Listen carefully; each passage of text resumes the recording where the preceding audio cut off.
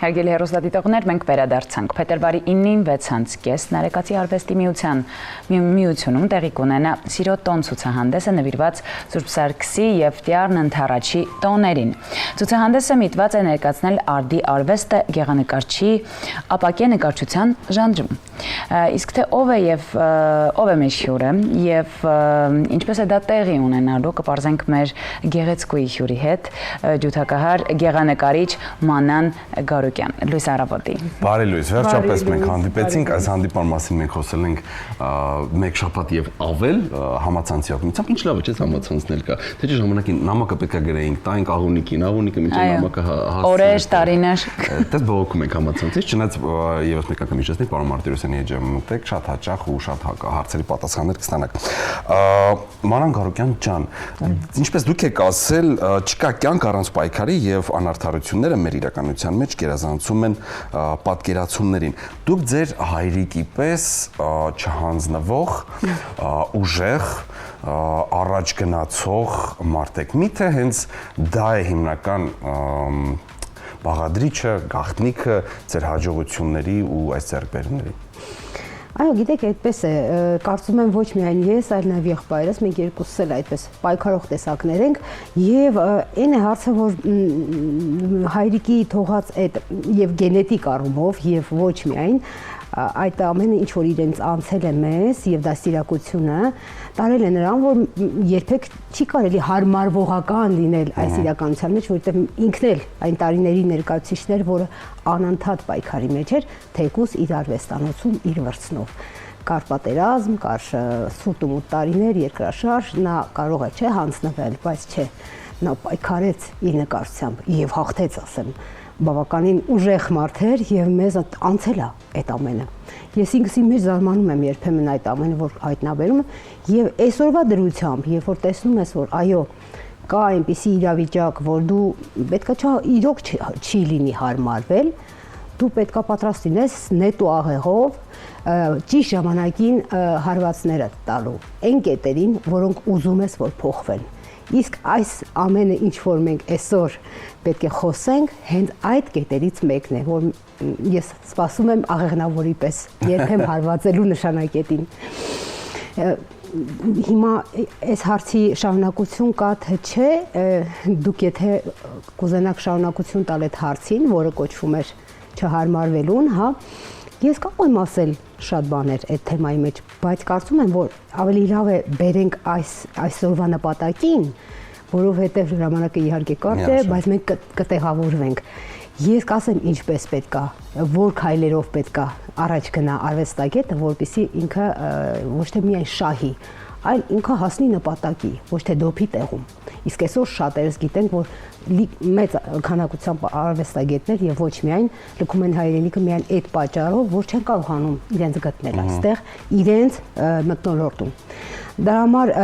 կա նաեւ օրինակ ես կապ ունեմ այս պահի մեջ եւ Ամերիկայի Միացյալ Նահանգների մի շատ հետաքրքիր տղայի հետ, Գևորգի հետ Մանուկյան եւ այլ տարբեր երկրների, որոնք ուզում են ստեղծել հարթակ եւ այդ հարթակը հենց այդ պայքարների համար է, ինտելեկտուալների հարթակ, արվեստագետների հարթակ, բայց ոչ միայն հենց այնպես խոսելու համար է դա հենց նպատակներին ծառայեցնելու համար է, որը օրինակ Գևորգը հիմա Լոս Անջելեսում դա իրականացնում է, ես շատ ուրախ եմ, որ նա այս վերջերս մենք զրուցեցինք եւ ասեց ես քո հետ կապ եմ հաստատելու, երևի մի բան զգաց։ Ողջունում ենք Գևորգին, որտեղ հարցազրույցը կդիտի իմ կարծիքով։ Անցնենք այդ նպատակին։ Սիրո տոնը, որը մենք որոշեցինք անել այս անգամ Նարեկացի արվեստի միությունում ինձ հարազատ մի օջախում, որը այսքան տարիներ ծառայել է բազմաթիվ արվեստագետների եւ երաժիշտ եւ նկարիչ եւ գրքի շնորհանդեսներ են այնտեղ արել եւ ինչ ասես, չգիտեն 20 տարեկան դարավ վաղուց։ Նարեկ Հարությունյանի հետ անձամբ ծանոթ եմ եւ շատ հետաքրքիր մարդ եմ, միշտ տարբեր գաղափարներով։ Նարեկացին ինձ առաջի հարթակ տվողներից մեկն էր, որ ես 2005 թվականին մայստրո Ստեփան Շաքարյանի հետ միասին որոշեցինք իր ռետրո կվինտետը կատարել Իմլարային Քարյակով։ Ես 2 խումբ եմ ունեցել եւ այդ առաջին այո բեմելը մեր Քարյակի եղավ հենց Նարեկացու բեմ, որովհետեւ մենք ման էինք գալիս հարթակ, որտեղ ուղղակի չունեինք միջոցներ, հա, արենդա անելու։ եւ տվեցին այնպիսի մի հնարավորություն, միայն դա չէ, նրանք ստեղծում են աֆիշը, նրանք տալիս են քեզ լուսաբանվելու մնացած հարցերը, այնքան բանով են օգնում, բարեգործաբար մնում ես ապշած, թե Հայաստանում միակ տեղն է, գիտեք, որը այդպես հասում է արվեստագետին։ Հիմա մեր նպատակն է Անահիտ Անանյան Դեմիրճյանի հետ, որը 23 տարի միջայլոց չի ապրել Հայաստանում, ԱՄՆ-ում բնակվել, նա նոր էր վերադարձել, մենք Facebook-ով ընդհանրեն ընկերներ էինք եւ ի սկզբանե ասեմ, որ պլանավորված էր անցկացնել Օլիվիա Ադամյանի հետ, բացիկ մոդելավորող շատ հետաքրքիր նկարչու հետ, բայց քանի որ նա ուներ հարցեր, որ պետք է մեկներ երկրից, մենք անցանք Անահիտին, Անահիտը շատ հետաքրքիր արվեստ ունի, նա ստեղծագործում է ստվարաթղթի վրա յուղաներկով եւ իր գործերը հենց հոգեվոր բնույթի են, նաեւ գրական ժանրում է ստեղծագործում եւ նկարում է, բայց նաեւ նա ռեժիսոր է մասնագիտությամբ, ավարտել է կինոտեխնիկումը, հին հեռուստաընկերությունների բան է, աշխատակից է, աշխատել է Հմեկում, ավարտել է Հայֆին կինոստուդիային, հա, գործող այդ ստուդիան է ավարտել որպես ռեժիսոր եւ մանկապատանեկան ծրագրերում աշխատել Հմեկի։ Ուզում ասեմ, նա այսքան տարիներ Հայաստանում չի եղել, վերադարձել է եւ հանկարծակի այսպեսի առաջարկ իմ կողմից եղավ որպես կազմակերպիչը։ Որոշեցինք, այո, միասին այսպես հետաքրքիր ներկանալ, ես իմ ապակենկարությամբ, որտեղ կան նաեւ ծաղկամաններ, բացի ափսեները, ակրիլով եմ աշխատում հիմնականում եւ ինքն էլ իր այդ յուղաներկներով։ Նպատակը ի՞նչն է։ Ասեմ, նպատակը այն է, որ նպաստենք հայ երիտասարդների գեղագիտական ճաշակի ձևավորմանը ի բարօրություն հայկական տոնացույցի հանրայնացման։ Մենք անցանք Սուրբ Սարգիսը արդեն։ Հիմա մոտենում է Տիառն Թարաչը եւ նաեւ Բարեկենդանը։ Ես ճիշտ ասած այդ Վալենտին բան այդպես չեմ անում, որովհետև մերը չի, մեր եկեղեցումն ենք մենք հիմա, այո։ Եվ որոշեցինք այս նպատակով բացել է ցուցահանդեսը, որտեղ ոչ միայն ցուցահանդես կլինի, այլ նաև մի շատ հետաքրքիր երաժշտական մաս ունենք։ Անահիտը երգում է եւ ունի յուրահատուկ ձայն, բաս, պատկերացնեք, բաս կանացի ձայն։ Նա չգիտի որևէ նոտա։ Ես իմ պրոֆեսիոնալ տեսակով, ասենք կարող է, չէ, ասեի մի ստոպ, ես չեմ կարող քո հետ։ Բայց մենք որոշեցինք մի հատ իմպրովիզ անել, որը այդ օրը անակնկալ է լինելու։ Հայ հոգևոր երաժշտության 3 համար իմ կողմից կոնկրետ արդեն ընտրված եւ Անահիտի իմպրովիզացիաներն ա գնալու։ Շատ հետաքրքիր մի բան է, որը երբևէ ես սենց էքսպերիմենտ չէի արել։ Հիմա ինչի համար է այս ամենը արվում, որ երիտասարդները առավել կապվեն հայ եկեղեցու մեջ եւ տոների եւ ծեսերի ամեն ինչի հետ, չնայած արդեն այդպես է, բայց տարօրինակ միջավայր է Հայաստանում հոգեվոր առումով։ Եթե թույլ եղար, դու կգնաս ուրիշ կողմ, աղաներ շատ են, եթե պինդ եղար, կկպնես քո եկեղեցուն։ Դրա համար մենք այս նպատակն ենք հետապնդում։ Շատ ես Անահիտին դες ամենից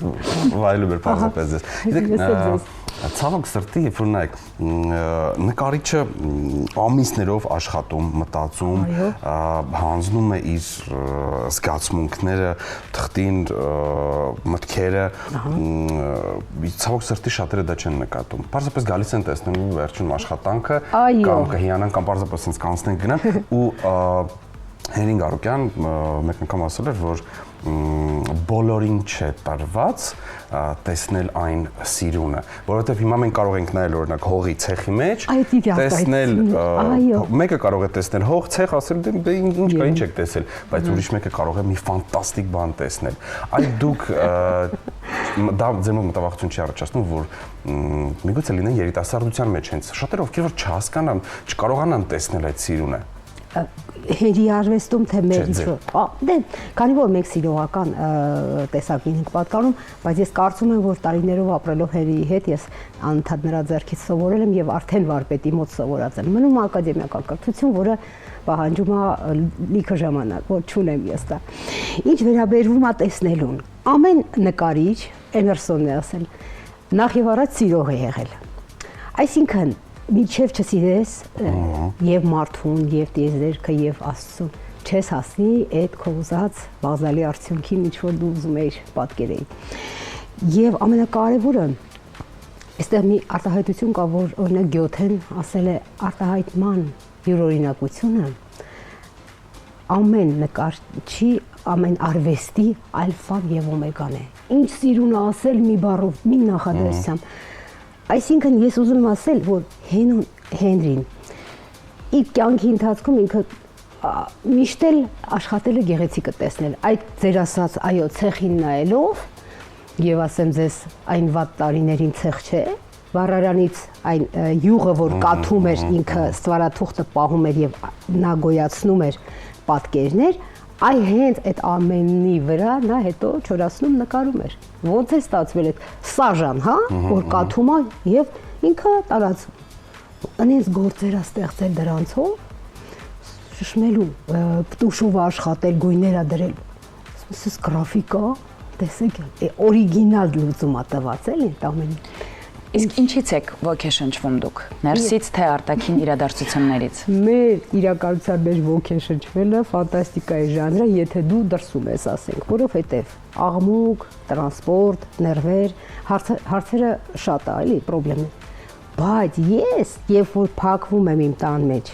ու լսում եմ, ասենք, Բեթհովեն, Մոցարտ, կամ ինչ-որ մի սիրուն երաժշտություն, այդտեղից գալիս է, կամ ինքս եմ նվագում, դա է ինձ թևերը տալիս։ Ու գնում է, երկուսը իրար հետ է։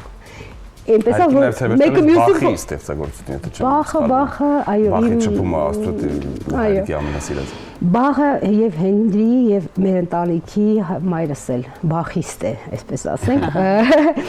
Եվ այդպես գոյացավ Նարեկացուց Բախ նախագիծը, որ ես իրականացի եւ հայրիկը ուշ երեկոներ, իսկ նախագծի, այո, ամբողջ այդ ասելիքը դա մշակութային երկխոսությունն էր, որը կայացրեցինք խոսքի եւ երաժշտության միջոցով, դա մի հրաշալի պրոյեկտ է, որ պետք է շարունակել եւ ուրիշ ֆորմատով։ Ինչ վերաբերվում է Բախին, շատ կարելի է խոսել, բայց այսօրվա մեր հայ հոգեվոր երաժշտությունը ինքան հարուստ է, սկսենք Նարեկացուց, անցնենք Կոմիտասին, շատ ունենք հոգեվոր երաժշտություն, բազմազան, բազմաբնույթ, տարբեր լուծումներով եւ ես կարծում եմ, որ դրա վրա հիմնվել ինչ-որ մի նոր բան ասել, այդ ասելիքով, որ մենք այսօր սիրոտոնին ենք վերաբերում, Սուրբ Սարգիսը, Բարեկենդանը եւ բոլորը իրար հետ համեմված Տիարն ընթառաջ, մենք սկսում ենք ամսի 9-ին բացումը եւ 13-ին Տիարն ընթառաջի օրը ավարտվում է ցուցահանդեսը, կարծում եմ երիտասարդներին սա պետք է հաստատ հետաքրքրի եւ գան տեսնեն ինչպես ենք մենք բնության կամ ասենք կենթանիների, թեկուզ մարդկանց միջոցով մեր ասելիքն ասում։ Անահիտի մոտ ֆանտաստիկ ուրիշ ժանր է, լրիվ ալեգորիա է, ինքը կապված տիեզերքի հետ, լրիվ ուրիշ տեղ է։ Ես էլ բնության միջով եմ գալիս, այդպես է խոսքը ասվում, բայց գիտեք ինչի բնության միջով, որովհետև երևի միակ տեղն է մեր կյանքում, որ դու իսկապես ազատ ես ու իսկապես հանգիստ ես։ Այդ խաղաղությունը է տեղը։ Կամ էլ արդեն մյուս աշխարհում է։ Մենք կարծես թե քիչ առաջ միմյանց ասացինք բարի լույս, բարի առավոտ, բայց ցավոք սրտի ես այն մեր նշած 15 րոպեն հավատակ որ մոտեցավ իր ավարտին, ես վստահ եմ որ մենք կրկին կունենանք հանդիպումներ եւս մեկ անգամ հիշեցնենք, բայց միջև հիշեցնեմ ես շատ արագ մի բան եմ ուզում արագ պատմել։ Հերին Գարուկյանը շատ հաճախ ձիերի էր նկարում եւ Բեյրութում մի ցուցահանդեսի ժամանակ մի կին է մոտենում իրարիկին ասում է գնեք դուք առաջինը ձիուն եք նկարել թե ձիավարին։ Հայրիկը շատ կարծես լավ հումոր ունենալով ասեց վրցինը տվել եմ ձիուն, նա նկարել ձիավարին։ Հարցերը շատ են, մանոն ես վստահ եմ որ կրկին կունենանք հանդիպումներ։ Իսկ մեր հերոստատողին եւս մեկ անգամ հիշեցնենք նամանավանդ երիտասարդությանը։ Փետրվարի 9-ին 18:30 Նարեկացի արվեստի միությունում տեղի կունենա Սիրոտոն ցուցահանդեսը նվիրված Սուրբ Սարգսի եւ Տիարն ընթառաջի տոներին ցուցահանդեսը միտված է ներկայացնել արդի արվեստը, գեղանկարի, ապակենկարչության ժանրերում։ Ֆանտաստիկ է լինելու։ Գտեք ժամանակ, կտրվեք առօրյայից հոգսերից, գնացեք սիրո ետևից մանանիշ։ Հոգևոր սնունդ ստացեք։ Շնորհակալություն, ես նույնպես ուրախ եի եւ ասեմ, որ միայն ապակի ափսեներ չեմ այս անգամ ցուցադրելու, վինիլ դիսկեր ունեմ, շարք, խաչատրյանական շարք, իր բալետներից են եւ նաեւ ծաղկամաններ, որոնք հենց սիրոտոների այդպես օրինակ Թոթովենցի բացկապույտ մանուշակները, որ այսօր ես բերել եմ նվիրելու ձեր սիրելի Մարինեին այս անգամ, բայց նաև ձեզ էլ ունեմ նվեր։ Վաու։ Ես արդեն գնում եմ, ոնց թե միայն Մարինեն, չէ՞ Մարինեն, մեր Մարինեն է։ Շնորհակալ ենք շատ, հարցերը շատ են, թեմաները շատ են, ձեր զրուցելը մի հաճույք է։ Ու մենք հանդիպենք շուտով։ Շնորհակալ եմ հրավերին։ Ձեզ լավ օր, Իսմեր հերոստայտողին եւս մաղթում ենք լավ օր եւ լույս առավոտի նաեւ առաքելություններից ամենամեծ առաքելությունը իմ կարծիքով մի խորհրդով, մի բովանդակային եթերն է, հետաքրքիր տաղանդավոր մարդկանց ներկայությունը մեր կյանքում։ Սիրեք, եղեք սիրված եւ գնահատված։ Ձեզ լավ օր։